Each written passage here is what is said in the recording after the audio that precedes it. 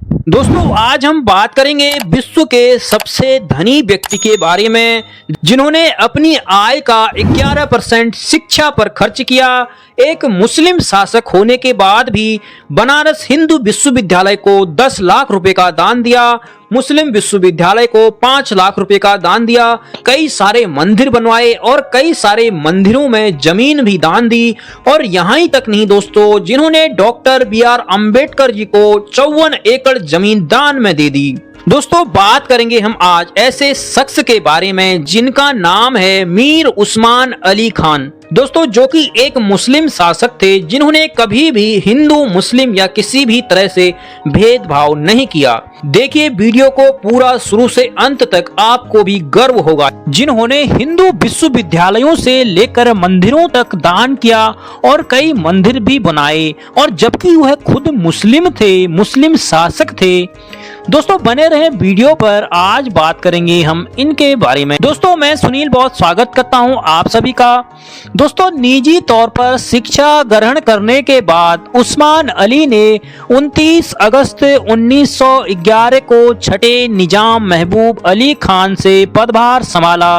वित्तीय सुधारकों को बढ़ावा देते हुए हैदराबाद रियासत को वांछनीय वित्तीय रूप से सशक्त स्थिति में लाने का श्रेय उन्हें ही जाता है। रियासत ने अपनी मुद्रा और सिक्के जारी किए और एक प्रमुख रेल कंपनी का स्वामित्व ग्रहण किया। 1918 में इनकी संरक्षण में उस्मानिया विश्वविद्यालय हैदराबाद की स्थापना की गई। द्वितीय विश्व युद्ध में इनकी रियासत ने 9 सैनिक जहाज और 2 रॉयल एयरफोर्स उपलब्ध कराए। 1946 में इन्हें रॉयल विक्टोरिया चेन से सम्मानित किया गया। जनता की पुकार को ध्यान में रखते हुए इन्हें जनवरी 1950 को आंध्र प्रदेश का पहला राज प्रमुख बनाया गया। दोस्तों इन्होंने अपने शासनकाल में कई शैक्षिक सुधारों की शुरुआत की। निजाम के बजट का असामान्य रूप से 11% शिक्षा पर योगदान दिया। उन्होंने बनारस हिंदू विश्वविद्यालय के लिए 10 लाख रुपए से बड़ा दान दिया और अलीगढ़ मुस्लिम विश्वविद्यालय के लिए 5 लाख रुपए का दान दिया। निजाम के राज्य के रिकॉर्ड से पता चलता है कि यह मीर उस्मान अली खान ही थे जिन्होंने डॉक्टर B.R. अम्बेडकर को 54 एकड़ जमीन आवंटित की। यहाँ बाद में स्थापित मिलिंद एजुकेशन सोसाइटी बनाई गई। शिवाजी हाई स्कूल, अमरावती तेलुगु अकादमी हैदराबाद राज्य से इनके अन्य दान का लाभ उठाने के लिए भारतीय संस्थानों में से एक हैं। दोस्तों इन्होंने उस्मानिया विश्वविद्यालय की स्थापना की।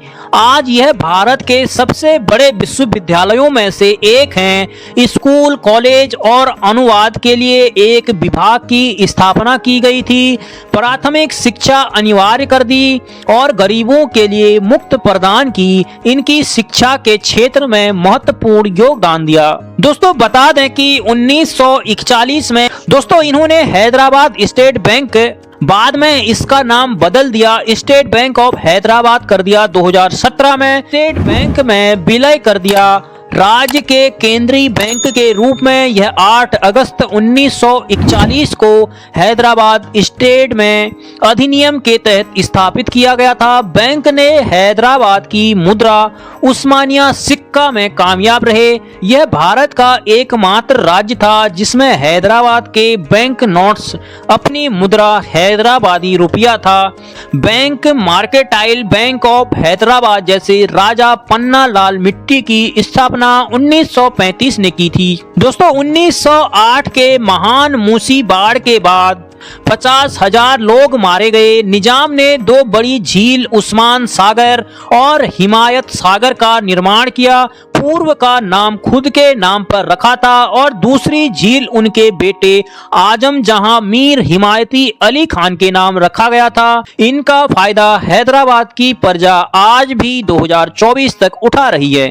और दोस्तों इन्होंने ही 1922 में निजाम ने अपने राज्य में गायों के हत्या पर प्रतिबंध लगाने का फरमान जारी किया था। दोस्तों, निजाम हिंदू और मुसलमान को अपनी दो आंखें मानते थे।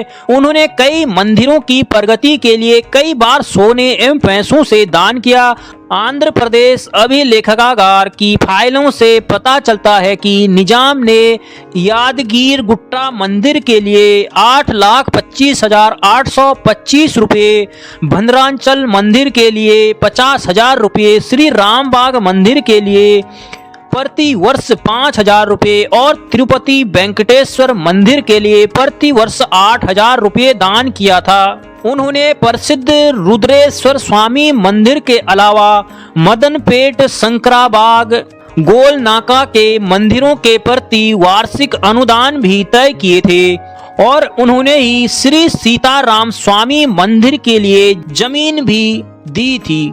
दोस्तों, उसके बाद जब भारत चीन युद्ध के प्रयास हो रहा था तो उस समय भारत चीन युद्ध के चलते निजाम से स्थापित राष्ट्रीय रक्षा कोष में योगदान देने का अनुरोध किया गया था। तो उस समय मीर उस्मान अली खान ने युद्ध के फंड के प्रति 5 टन सरकारी गोल्ड बॉन्ड में निवेश किया। मौद्रिक शर्तों में आज के बाजार मूल्य के रूप में निजाम का योगदान करीब 1,500 करोड़ रुपए था। यह भारत में किसी भी व्यक्ति या संगठन द्वारा अब तक का सबसे बड़ा योगदान है। तो 1948 के दौरान हैदराबाद के निजाम मीर उस्मान अली खान को मस्जिद की मंजिल के चौथे हिस्से की मरम्मत के लिए 75,000 का दान देने के लिए कहा गया था। निजाम ने इसके बजाय 3 लाख रुपए का दान दिया, यह बताते हुए कि मस्जिद के शेष हिस्से भी पुराने नहीं दिखने चाहिए। दोस्तों, इनको तेलंगाना राज्य के प्रथम मुख्यमंत्री के चंद्रशेखर राव ने 2018 में हजूर ए निजाम को याद करते हुए निजाम शाही को लेकर फैली भ्रांतियों को दूर करने के लिए इतिहास दोबारा लिखाने की बात की है। निजाम के योगदान की सूची का उल्लेख करते हुए KCR ने कहा, यदि हमारे देश में निजाम जैसे मैत्री होते तो आज भारत एक बेहतर देश होता। सत्तारूढ़ी TRC पार्टी ने उन्हें आधुनिक हैदराबाद के निर्माता के रूप में सम्मानित किया और वृत्त चित्रों के साथ बाहर आकर बताया कि निजाम के समय का हैदराबाद दुनिया के अन्य प्रमुख शहरों से कैसे आगे था। दोस्तों, हम अब बताएंगे इनको सम्मान और उपलब्धियां क्या क्या मिली। Knight grand commander of the star of India 1911, knight grand cross of the British Empire 1917, Osmania विश्वविद्यालय, उस्मानिया जनरल अस्पताल, उस्मानिया बिस्किट, उस्मानिया सागर झील, उस्मानाबाद जिला, हैदराबाद के निजाम, अजमेर दरगाह की निजाम के गेट जो 7वें निजाम ने बनवाई थी और HMS निजाम एक ऑस्ट्रेलियाई नौसेना N क्लास उनके द्वारा बनाई गई थी और उस्मान अली खान के नाम पर आधारित हैं। दोस्तों, आज के लिए इतना ही, मिलते हैं